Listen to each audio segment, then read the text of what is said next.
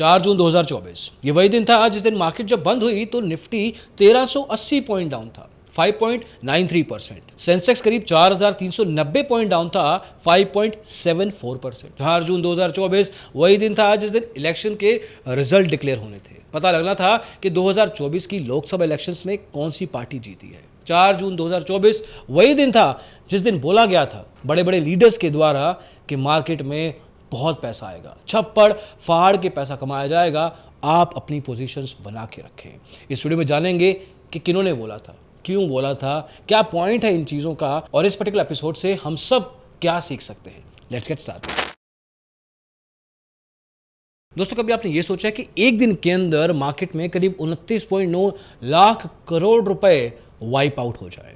लोग पैसा लगाएं मार्केट में इस एंटीसिपेशन में कि आज तो पैसा बनाने का दिन है, लेकिन एक्चुअल में लाखों करोड़ रुपए का नुकसान हो जाए। लेकिन ये एंटीसिपेशन क्यों थी, कैसे बनाई गई थी, ये वीडियो को देखिए। जब अमित शाह से पूछा गया कि मार्केट में अफवाहें हैं कि बीजेपी की पुअर परफॉर्मेंस के कारण मार्केट में क्रैश आ सकता है, तो उन्होंने कहा कि स्टॉक मार्केट के क्रैशेस को इलेक्शंस के साथ नहीं जोड़ना चाहिए, लेकिन अगर ऐसी कोई अफवाह है भी तो मैं आपको यही सजेस्ट करूंगा, जी हाँ सजेस्ट करूंगा कि आप 4 जून से पहले जितने स्टॉक खरीदना चाहें खरीद लीजिए, मार्केट ऊपर ही जाएगी, इट विल शूट अप। 6 जून के पहले आप बाय कर लेना, 4 जून के पहले वो शूट अप करेगा। और तो और CNN न्यूज़ 18 के साथ एक इंटरव्यू में निर्मला सीतारमण, जो कि हमारी फाइनेंस मिनिस्टर हैं, उनका कहना था कि इंडिया की stock market solid bulls market बनने वाली है लोकसभा इलेक्शन 2024 के रिजल्ट्स के बाद, और ऐसा इसलिए होगा क्योंकि उनकी पार्टी 4 जून को अच्छे रिजल्ट के साथ जीतने वाली है। Good message for the stock market and therefore it can really go up.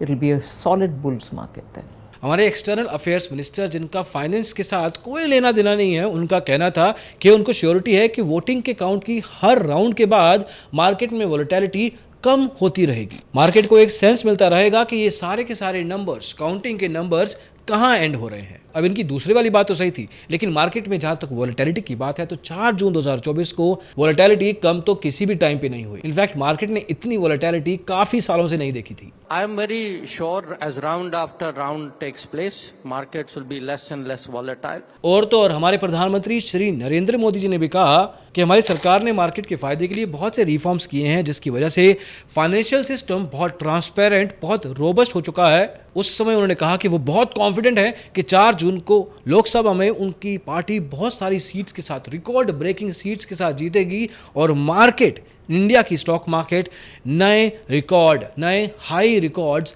Hit करेगी। जिस दिन चुनाव का नतीजा आएगा, आप उस हफ्ते भर में देखना, यानी भारत का स्टॉक मार्केट के लिए उसके सारे जो उनके प्रोग्रामिंग के जो अब ये इंडिया के टॉप मिनिस्टर्स हैं, इनके मुंह से जो भी बात निकलती है पूरा देश, पूरा भारत, पूरा इंडिया इनकी बात को सीरियसली सुनता है, सीरियसली मानता है। जो ये कहते हैं सबको लगता है कि इनका कहना सही होगा, इनकी बात सुननी चाहिए और इनकी बात माननी भी चाहिए। जब इन बड़े बड़े लीडर्स ने सबको ओपनली कहा कि 4 जून को मार्केट, स्टॉक मार्केट ऊपर जाएगी, सिर्फ ऊपर ही जाएगी, स्टॉक मार्केट रिकॉर्ड तोड़ पैसा देगी, सबको लगा कि एक अपॉर्चुनिटी, एक अवसर आ गया है।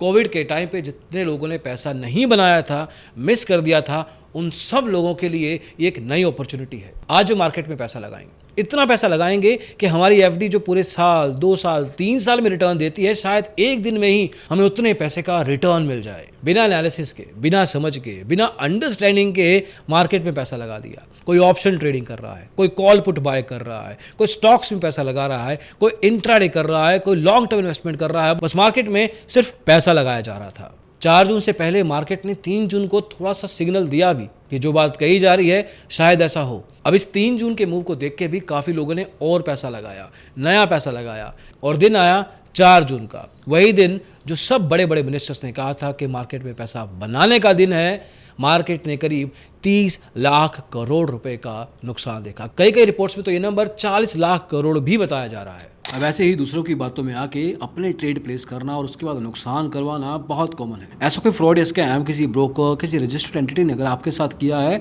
तो आपको इस वीडियो के डिस्क्रिप्शन में और पिन कमेंट में एक लिंक मिल जाएगा, उस पर आप क्लिक करके फॉर्म भर सकते हैं and our team will get in touch with you. Anyway, अब एक तरफ ये बड़े बड़े लोग मार्केट में रिकमेंडेशंस दे रहे थे, बता रहे थे कि मार्केट मूव कहाँ कर सकती थी। इनके पास एक इन्फ्लुएंस है, इनसे बड़ा इन्फ्लुएंस किसके पास है। फाइनेंशियल स्पेस में इन्होंने लोगों को इन्फ्लुएंस किया, लोगों को सजेशंस दिए। अब टेक्निकल लेवल पे देखने वाली बात है कि क्या इस इंस्टेंस को भी फिन्फ्लुएंसर्स के ब्रैकेट में रखना चाहिए या नहीं। अब इसके बारे में आप भी बता सकते हैं कमेंट सेक्शन में कि इस बात पे आपको क्या लगता है। और तो और बात सिर्फ ये बड़े बड़े मंत्रियों पे खत्म नहीं होती है। शनिवार को जिस दिन लास्ट फेज ऑफ पोलिंग हुआ, उसके बाद न्यूज़ चैनल लेके आते हैं एग्जिट पोल्स।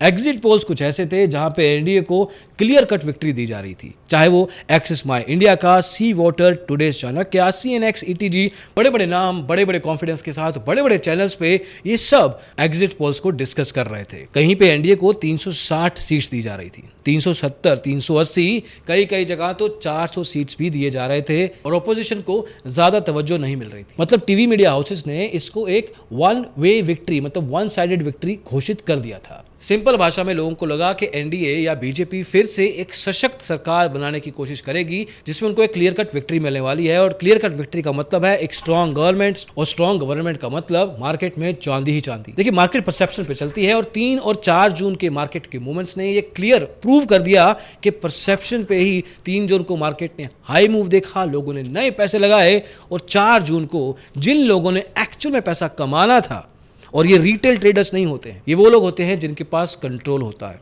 पावर होती है। अब बिहाइंड द डोर्स क्या हुआ है, ये एक अलग इन्वेस्टिगेशन का मुद्दा है, लेकिन reality is that people have lost money, lakhs and crores of money. और बड़े बड़े नेताओं को और ऐसे लोगों को जिनके पास इन्फ्लुएंस होता है, जिनके पास ये पावर होती है कि उनकी बात अगर कही जाती है तो लोग उनकी बात को सुनते हैं, मानते हैं, चाहे वो कोई मूवी एक्टर हो, चाहे वो कोई स्पोर्ट्स पर्सन हो, चाहे वो कोई पॉलिटिशियन हो। एटलीस्ट फाइनेंशियल स्पेस में, इन्वेस्टमेंट स्पेस में, इन स्टॉक मार्केट स्पेस में अपनी कोई भी बात रखने से पहले इनको सोचना चाहिए। इनको ये समझना चाहिए कि लोग इनकी बात को सुन के एक्ट करते हैं, काम करते हैं, वही करते हैं जो उन्होंने कहा। स्पेशली वो लोग जो इनके फैंस हैं, और आप लोग भी। जैसे कि बताया जाता है कि जो लोग अनरजिस्टर्ड हैं, जिनके पास सेबी का लाइसेंस नहीं है, जिनको बोलने के लिए अलाउड नहीं है ये सब चीज़ें, आपको उनकी बात नहीं सुननी चाहिए, वो चाहे कोई भी हो। इस एग्जाम्पल से आपको इस बात की क्लैरिटी मिलती है, चाहे वो देश का प्रधानमंत्री ही क्यों ना हो, आपको फाइनेंशियल स्पेस में, इन्वेस्टमेंट स्पेस में किसी की बात नहीं माननी है। अब ये यूट्यूबर, इंस्टाग्रामर, इन्फ्लुएंसर, ट्विटर पे कोई काम करता है, कोई अनरजिस्टर्ड एंटिटी होती है, कोई टेलीग्राम पे आपको टिप देता है, वो कोई भी पर्सनैलिटी, आपको देखना है कि आपको किसकी बात सुननी है। ज़्यादातर केसेस में आपको सिर्फ अपनी बात सुननी चाहिए over a period of time, जहां पे आपने स्टॉक मार्केट के कॉन्सेप्ट्स को सीखा है, समझा है, और उसके बाद एक टेक्निकल या एक फाइनेंशियल डिसीजन लिया है। अगर आप किसी की बात को सुन के एज इट इज आंख बंद करके पैसा लगाते हैं तो मोस्ट लाइकली आपके अंदर ग्रीड है, आपके अंदर लालच है, और उस इमोशन को आपको अपने जहन से निकालना है। लेकिन जाते जाते कमेंट सेक्शन में एक बात जरूर बताइएगा, क्या आपने 4 जून 2024 को पैसा खोया? क्या आपने पैसे का नुकसान किया है? कितना किया है? ये कमेंट सेक्शन में जरूर बताना। अभी के लिए इतना ही, अगली वीडियो में जल्दी मिलेंगे। इसको देखने के लिए बहुत बहुत शुक्रिया। Bye bye.